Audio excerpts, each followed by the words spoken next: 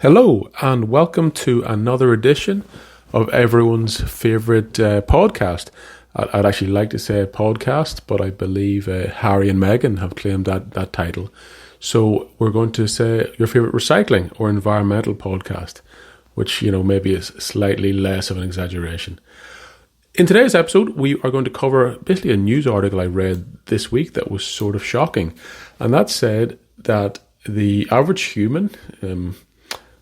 I think we'll get into where this average person lives, etc. But the average human inhales, breathes in roughly the equivalent of a credit card's worth of microplastics every single week.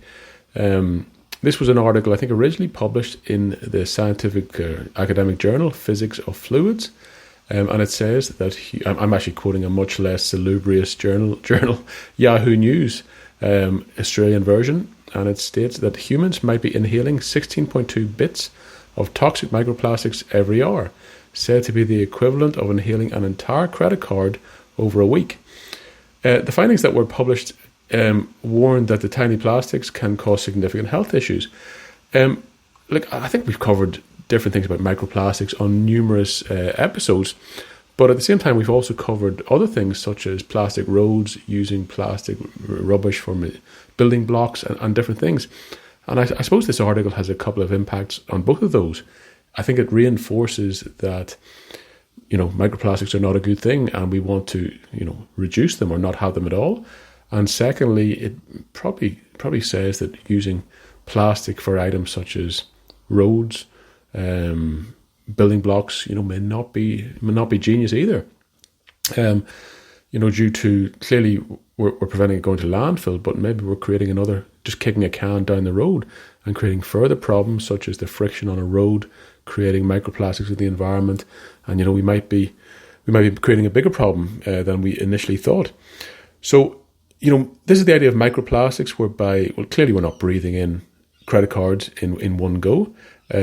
We are breathing in tiny, imperceptibly small piece of plastic called microplastics, and they are tiny plastic particles classed as less than 5 millimeters, in length or width, and they're mostly caused by the breakdown of larger pieces of plastic. As we know, plastic breaks through friction, wear and tear, etc., and then these tiny little pieces is what we get. And of course, that's what you get also in the oceans, whereby we've read that nearly all sea life absorbs and eats plastic, and it's that breakdown in the environment over time. But I suppose, what is the real issues of this? And I suppose the health issues of this problem are to some extent twofold. They are, one, let's be honest, I think we've all heard about why asbestos is really bad for you. Asbestos is not a plastic, but you ask yourself, why is asbestos, what's wrong with it? And the problem with it is it, small pieces of it, when specifically builders, tradies, etc., years gone by, and also people who worked in the mining industry for asbestos. And of course, that famous town that's not on any maps anymore, I think it's in WA, whereby you're breathing in that asbestos dust, it gets into your lungs, and once it's in there, it doesn't go away, and it basically then will cause little infections or cysts or whatever it is. Don't quote me on the medical aspect, but in the lungs, it remains there and causes asbestositis. There's other issues we're hearing about now through these modern kitchen tops. People call it the modern asbestos, whereby tradies are grinding or cutting this sort of modern kitchen tops, and it's creating a similar issue. So, to my mind, this could be a similar problem with these microplastics in the air and people breathing them in. And the issue is, it's not just tradies or miners or people, in industry exposed. It's everyone. It's city workers, it's office workers, it's kids. It's every single person on the planet. The other serious point, of course, is that we're starting to realize that plastics, certain types of plastics and their chemical constituents, in particular bisphenols and phthalates, are known and proven nowadays to disrupt hormones and are linked to cancer, infertility, and early puberty. I think we covered in a previous episode the book Countdown by, I think it was Dr. Swan, I think was the name, who appeared on a very popular Joe Rogan podcast episode, where she talked about phthalates and how they significantly impact fertility. So I think a lot of people are starting to become aware of dropping fertility rates, not just in the developed world, but globally. And we're starting to look into what might be causing this. So here we're going to quote from the article. It says, millions of tons of these microplastic particles have been found in water, air, and soil. Global microplastic production is surging, and the density of microplastics in the air is increasing significantly. Pretty scary stuff, to be honest. So other aspects of the story that, it's pretty bad news, I'll be honest. Scientists found that an increased flow rate led to less deposition, and the largest microplastics, about 5.56 micron in size, are deposited in the airways more often than their smaller counterparts. The real concern of exposure and inhalation was among people living in areas with high levels of plastic pollution or industrial activity.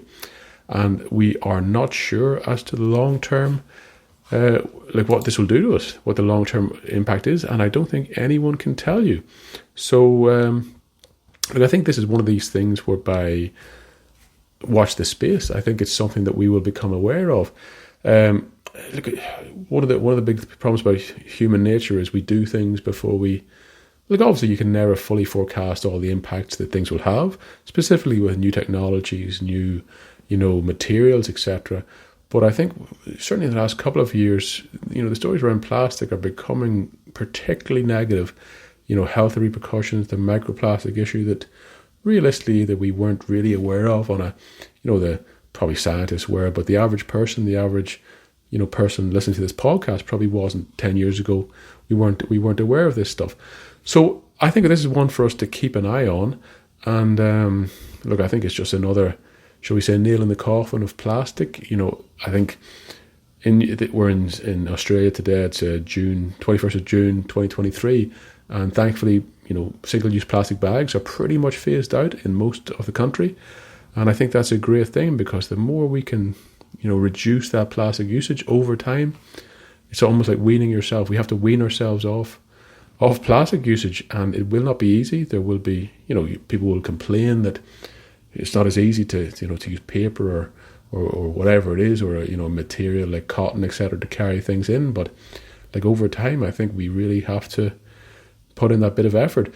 So yeah, I think this is one where it's watch this space. We don't have a conclusion for you today, but I think let's keep an eye on this, and I'm sure we'll update this in the future. So again, recycle. Don't be a waster.